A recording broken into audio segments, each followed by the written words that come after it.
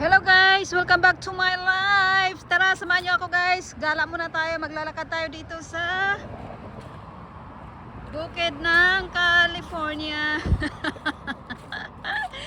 Anyway guys, meron tayong oras para maglakad. Kaya papakita ko lang sa inyo para meron kayong idea kung saan ako naglalakad, ano? At saka para magkaroon din kayo ng idea kung ano yung itsura ng mga puno dito. Pinaka gusto ko dito sa mga nakikita kong puno guys kapag naglalakad ako, yung parang ganyan na puno, pero yan kasi hindi siya malinis. Mostly sa mga kahoy na nakikita ko dito ganyan, pero malinis. Kumbaga parang binabalatan yung parang binabalatan yung katawan. Pero anyway guys, nandito tayo ngayon sa may ranchuhan. So kung makikita nyo, nag-uumpisa na magkaroon ng mga green grass. Dati ano yan, naka-brown yan kasi nga patay ang mga damo. So ngayon, mga sobra na rin, 4 na araw yata umuulan dito, pero pahinto-hinto. Kaya nag-uumpisa naman na tumubo yung mga damo. Ayan, kung makikita nyo, green na naman siya. Pero kasagaran, wala talagang ano dito, damo. So ito guys, hindi ko talaga malaman-laman kung ito ay nakakain ba to or hindi. Pero ang dami nito. Ang dami kong nakikita na ganito ang kanyang bunga. So wala akong idea kung nakakain ba yan or what. Pero kung makikita natin dito, hinarangan. Merong tumaob ba? Ayan, parang nag-bless na yung kahoy. Siguro malakas yung hangin kahapon, kaya medyo nabungkal na siya. Pero kasagaran kasi dito guys, yung mga puno dito, mabababa lang talaga yung nila, yung roots nila, kasi yung ibang puno tinatanim nila malaki na. Kumbaga parang nililipat lang. So ito makikita nyo, kita nyo yung puno na yan. Kakaiba, di ba Yan. May mga tawag nito, ewan, ano tawag niyan, pero maganda siya sa paningin ko. Tapos ang daming sanga. Dito naman tayo sa kabila. Okay, tara, samahan niyo pa ako. So diretso ako may plano akong dumiretso sa sa tindahan, tawag nito, nakalimutan ko yung pangalan. Pero kung hindi naman tayo aabutin, kung hindi ko na kaya na marating doon, kasi nga meron ding limit yung yung oras ko. Kailangan bago mag 3:30 makabalik ako. So everyday meron tayong 3 hours break time. Kaya may oras tayong maglakad. So plano ko sana today ay pumunta sa Walmart para mag window shopping, or sa tawag nito, sa may Hobby Lobby. Kasi bala ko sana bumili ng materials para sa gagawin kong sabon.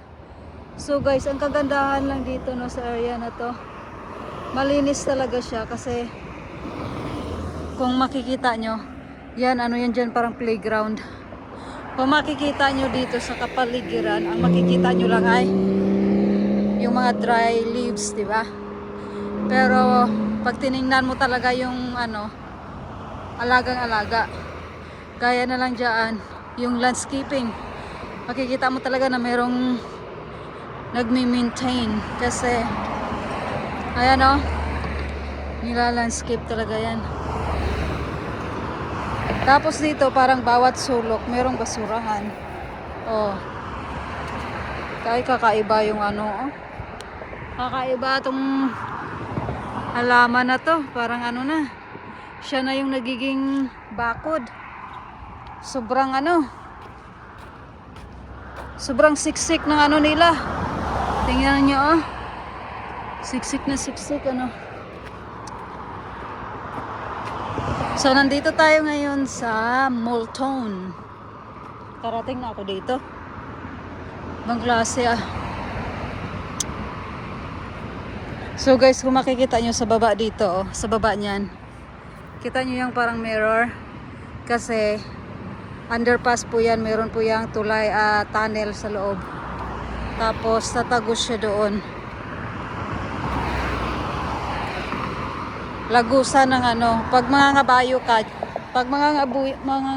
ka, lagusan siya ng dito dumadaan yung kabayo papunta doon or papunta diyon. Yan. So anyway, tingnan natin kung merong dadaan.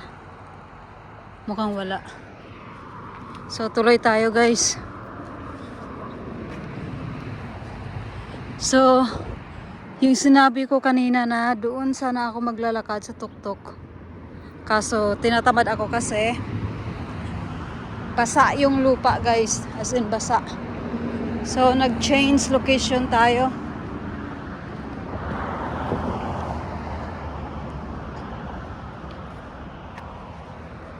Tuloy tayo sa ano.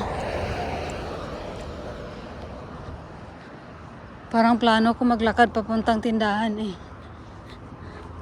Plano lang naman, tingnan natin kung makakarating tayo dun. Kita nyo to, ang ganda ng ano na to. Ganda ng halaman na to oh. So tinitrim talaga nila. Yan. Nakatrim ano. Pati dyan oh, sa baba. Naka-maintain talaga guys. Kumbaga may taga-maintenance. Merong taga-wales, ganun. So may mga area talaga dito na super linis. Ayan na guys, yan na yung bahay na sinabi ko na gusto ko marating sana, kaso wala palang trail doon paakyat. Private property din kasi yan. So dito kahit mga walang mga fence, yung walang mga bakod yung mga bahay, hindi ka dito basta-basta lang na hindi ka dito basta-basta lang na umapak sa kanilang yard. Kasi pwede kang tawag dito, pwede kang ma-complain nila, pwede kang magiging pwede ka nang magiging trespassing. Ang ganda ng panahon ngayon. Yan lang guys.